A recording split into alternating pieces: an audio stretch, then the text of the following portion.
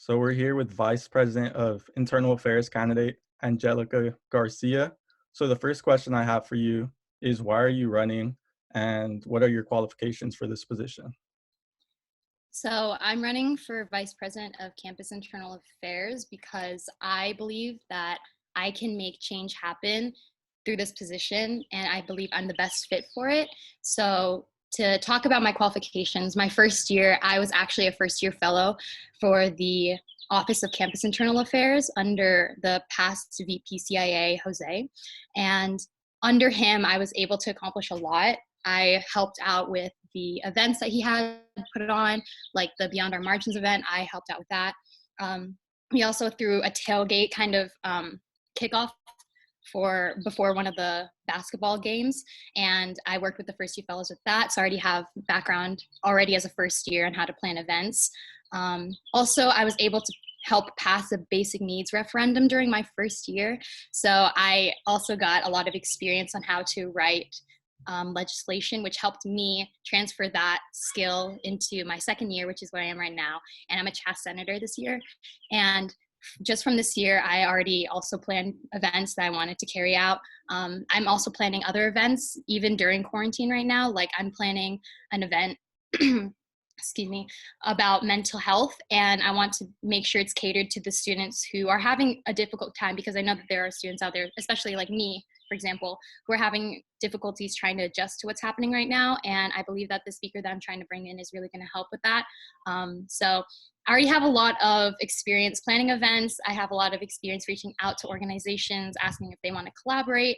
I know how to write legislation, and why I believe I should be Vice President of Campus Internal Affairs is because of what I learned from my first year. And being under that office, I realized that there's a lot that I can do in helping with basic needs, with helping the students on campus, making sure diversity is being exuded on campus and recognized. And I just hope that if I do get elected, I will be able to carry that out and make sure that all the students are being heard that want to be heard. And if you were elected, how would you make sure those students are heard? So obviously the Vice President of Campus Internal Affairs, or all the ECAP positions, they have a committee. So under my committee, I would be sure to listen to all the needs that the students are saying to me, and I will make sure that the people who apply for my committee are all represented well within the student body. And also the Vice President of Campus Internal Affairs chairs the Diversity Council, where the ethnic and gender programs all meet and discuss any concerns that they have, and I will be sure to voice those concerns not only to Senate, because I plan to go to most, if not all, of the Senate meetings during my term if elected as Vice President. And I want to make sure that they hear what Diversity Council has to say, because I realized during this year I didn't really know what was happening with Diversity Council unless if I actually attended the meetings. So I want to be sure that what the people in the Diversity Council, what the people in my committee, what the people just around campus are hearing or saying to me. And I want to be sure that Senate hears it. I want to be sure that I mention it during the ECAB meetings, et cetera, et cetera. If elected, how would you work with the Senate? So I will work with the Senate by, obviously, I would be in the office if I'd be able to during quarantine. I know it may not be as attainable, but I would want to open up my door to whoever is in the office, senator-wise. They could just walk in, they could, talk to me about anything.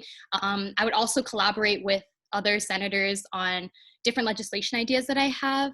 As the year goes on, I will be presented with a lot of opportunities to write different pieces of legislation, whether it be bills or resolutions, and I want to collaborate with the senators so that they can help co-sponsor or co-write the legislation. Also, like I mentioned before, I want to attend most, if not all, the Senate meetings so that I can voice what I've been hearing from the students, as well as update them on what has been happening. And I will try my best to talk to the senators so that we can collaborate on other events that may want to be carried out on both ends. What would you bring to this position that's new to the table?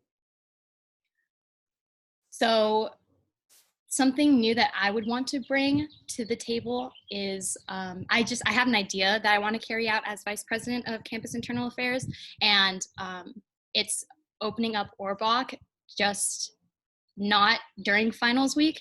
So everyone knows that Orbach is open 24 hours, 7 days a week during finals week, but I realized that I don't want, or I know that a lot of students don't want Orbach to be just open during that time. Obviously, we have midterms too, so I want to do my best during my term to actually open up Orbach during week 5 of the quarter, so that people who are trying to, cram midterms, study hard, can also study in the library during that time. Because just because finals week opens it up doesn't mean that we don't have other tests throughout the quarter. And I chose week 5 because I believe that that's like obviously the middle of the quarter, and I know that there are some midterms that are maybe like week 3 and stuff, but I believe that week 5 would be utilized as well, and it's a nice compromise to when the test would be given. So I think that's something new that I could bring.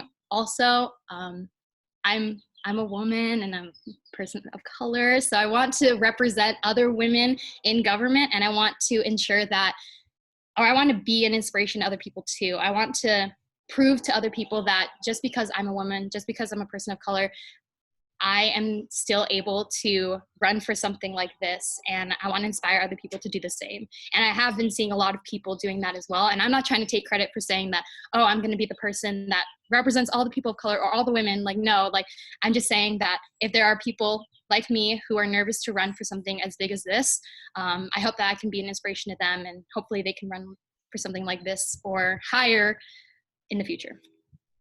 You mentioned opening up Orbach for longer hours during midterms. Do you have any other projects you've been kind of planning out? Yeah, so besides the Orbach one, I also want to utilize my committees to the best of my ability. So for example, the Academic Affairs Committee, they're the ones who, they give out the free parking passes, they help with the snack wagon, but I also want to have them work on other projects besides those. I want to really utilize that committee to make sure that everyone is doing their best academically. So for example, I want to reach out to maybe other organizations on campus like the Academic Resource Center, see if we can collaborate on an event that can emphasize how important it is to be successful in college and ways to be successful. So if there's a way that we can reach out to professors, to TAs, to SI leaders, and maybe collaborate with them, hold a workshop or two, teaching students of the best ways that they can practice those skills that they learned in the classroom and how they can carry it to the future, or ways that they can do better in the classroom. Another idea that I did have is, I wrote it down. Sorry. No worries.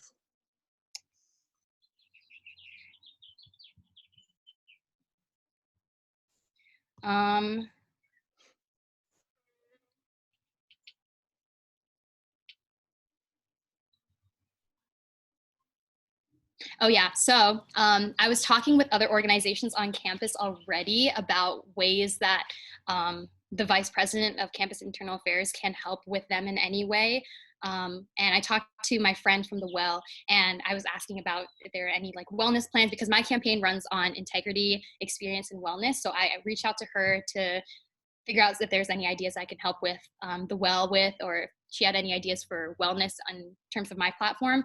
And she recommended that I collaborate with other organizations on campus, especially because there are already so many other orgs on campus that emphasize on these aspects. So like the Well, UCR Care, other organizations on campus, she said to reach out to them and maybe collaborate with them. Instead of trying to come up with a new project, it would also help benefit not just ASUCR, but also the other orgs who are working with me in terms of these events, because it'll get more people showing up, it'll get more hands on deck helping out. There's just a lot of pros with it. So I want a lot of my focus to be reaching out to other organizations on campus and making sure that we can plan something that helps benefit more students than just who ASUCR is trying to target, Yeah. How would you address accountability within ASUCR and ensure that ASUCR is transparent? For sure. So I do a very good job at staying open-minded and neutral when it comes to a lot of things. So especially, I maybe want to emphasize this year, especially because there are a lot of issues that have been brought up to Senate that have been quite controversial and that may have, cause some people in Senate or even in ASUCR to be a little bit disagreeable with each other. So for me, I will address accountability by being as open-minded as I've always been and hearing whatever the issue is from both sides before I address anything. And also, because I would be on ECAB, I believe that I would have the ability, a very good ability, to just call them out if they're not doing their job to the best of their ability. If I hear from students saying that, there's this person who told me that you're behaving unprofessionally or that you're behaving in a way that's not suitable for an elected official, I would definitely call them out. I'm not someone who's afraid to tell someone, yo, if you're not doing a good job and you're not really showing what you can do and you're doing a poor job at representing ASUCR, I would not be afraid to tell them, like, straight up. Because, I mean, you're elected for a reason, and if you're representing ASUCR in such a way that makes us look bad, what am I to say? Like, you need to look at the people and you see how they react with what you're saying. Like, there's a reason why they're reacting like this. So I don't know. I'm also someone who takes criticism really well. So if anyone has anything to say about me or anyone else in ASUCR, I will be very happy to take it as consideration, and I will work on it myself, as well as helping other people learn from that criticism and not have them take it the wrong way. All right, that was my last question. Is there anything else you would like to add? Ooh, let's see. Just that to make sure whoever is watching, if you can really take the time to check out all the videos that the Highlander put up with the interviews, I really appreciate y'all for doing this because it really helps spread the word about our campaigns. Please take the time to watch all our videos. Also, make sure that you look at the elections.ucr.edu website because that's where all the candidates have posted their campaigns. And I really want you all to really think about who you're electing because, as you know, this past year, there's been a lot of people bringing it up to us that maybe we haven't been doing the best job in representing you all. So this is the time to make change happen and to really choose people who you feel like will represent ASUCR well and the student body as well. So thank you for taking the time to listen to me. Also, I want to lay out again that I was a first-year fellow my first year. I was a senator this year, so I already have a lot of experience. I was in the vice president of campus internal affairs office. I worked for them my first year. So I believe I have the most experience on what the vice president of campus internal affairs can and can't do. I do have a lot of ideas I really want to carry out, so if you could give me a chance, that would be great. Again, Jonathan, thank you so much Of for course. letting me talk. Yeah, thank you for taking the time. We appreciate it. Of course. No, I appreciate you. All right, have a good day. You too. Thank you. Bye-bye.